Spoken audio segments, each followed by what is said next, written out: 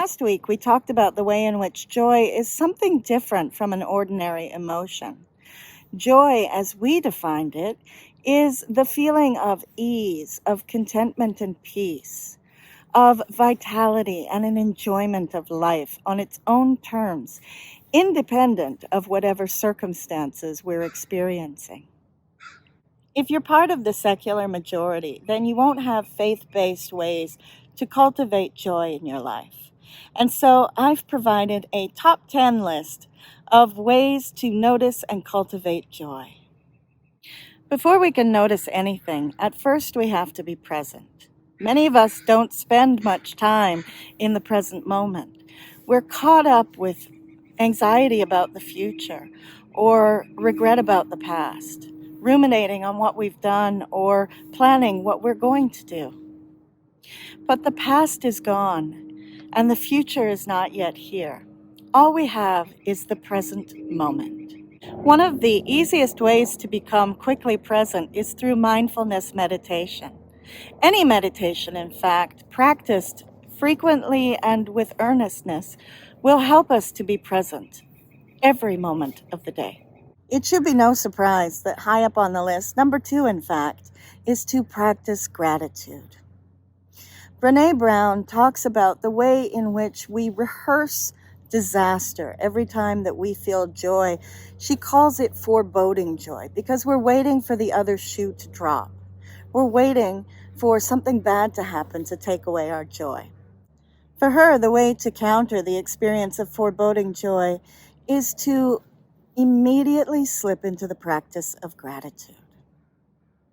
For me, when I started the practice of gratitude, joy was such a natural add-on to gratitude that within the first week, I was practicing gratitude and joy. Brother David Steindl-Rast has famously said in his TED Talk that it is not joy that makes us grateful, but it is gratitude that makes us joyful. When we experience gratitude and we allow ourselves the fullness of that experience, what is in that fullness is the experience of joy.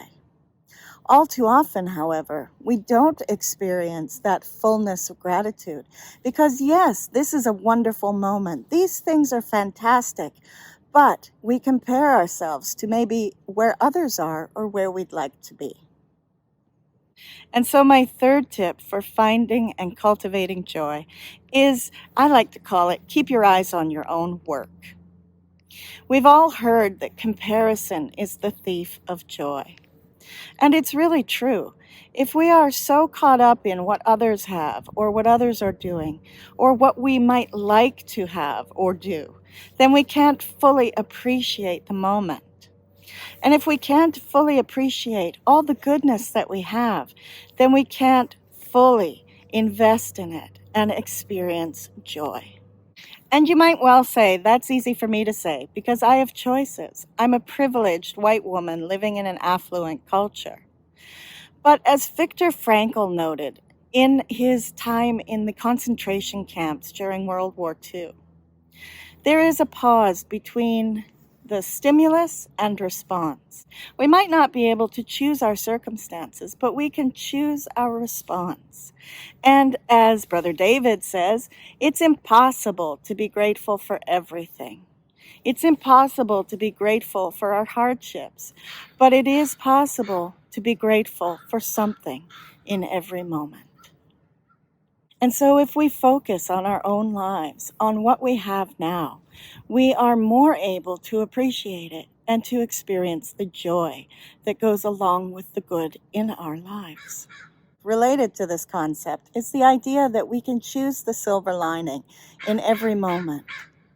In yoga, this is called Pratipaksha Bhavana. It's not toxic positivity, but it is a choice to replace the negative with the positive. We don't ignore the fact that maybe there's sadness or suffering. In fact, we experience it, but we don't become it. And instead, we choose to replace with our very next thought, the negative thought with the positive. Now, it might seem counterintuitive then that my next tip is that we embrace the difficult, that we sit with our suffering and experience it fully and let it go.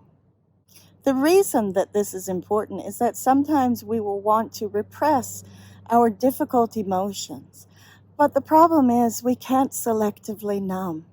If we get in the habit of suppressing or repressing our difficult emotions like anger, anxiety, and sadness, then we also dull our ability to experience the positive emotions like joy.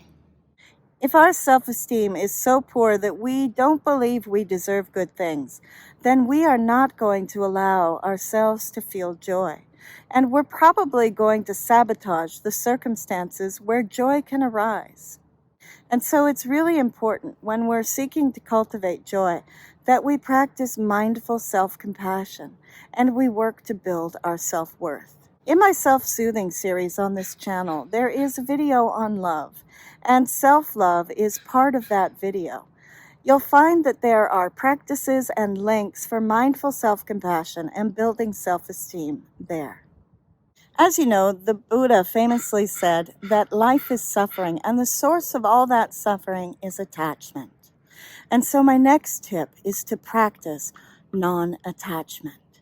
Non-attachment is not becoming attached to anything, whether it's our thoughts, our emotions, our physical sensations, or our circumstances. It's not a kind of detachment that requires us to be cold and unfeeling. In fact, non-attachment requires us to live in the moment, to fully experience everything that comes our way and let it go. Oddly enough, we can become very attached to our own joy, and that attachment in and of itself will destroy our ability to be in the flow of life, to experience the vitality of life, and experience more joy. My next tip is one of my favorites, and that is to play. If you think back, one of the times that you might have experienced joy most easily was when you were a child.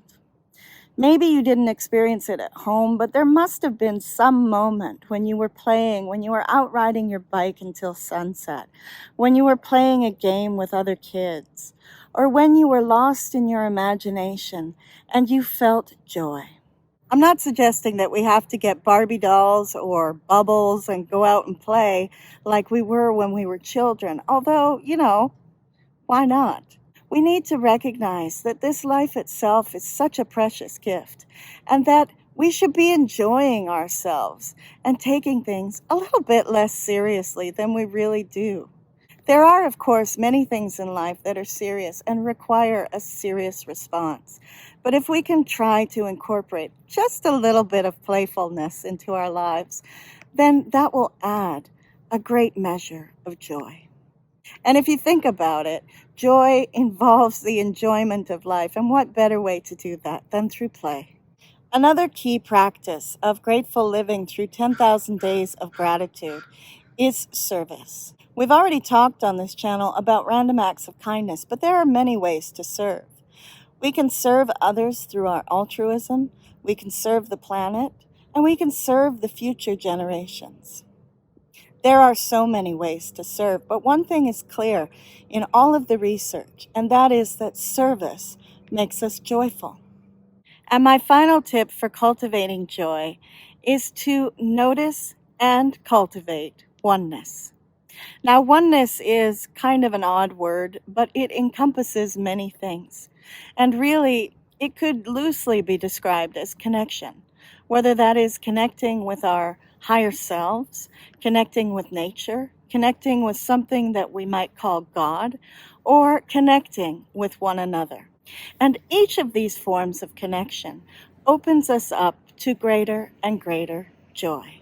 I hope that you have enjoyed this month of focusing on joy, whether that's noticing it already existing in your life or doing things to cultivate more. If you like this video, then give it a thumbs up. And if you want to see more videos just like this, then click subscribe. If you hit the bell icon, you'll be notified when I upload again. For what are you most grateful today?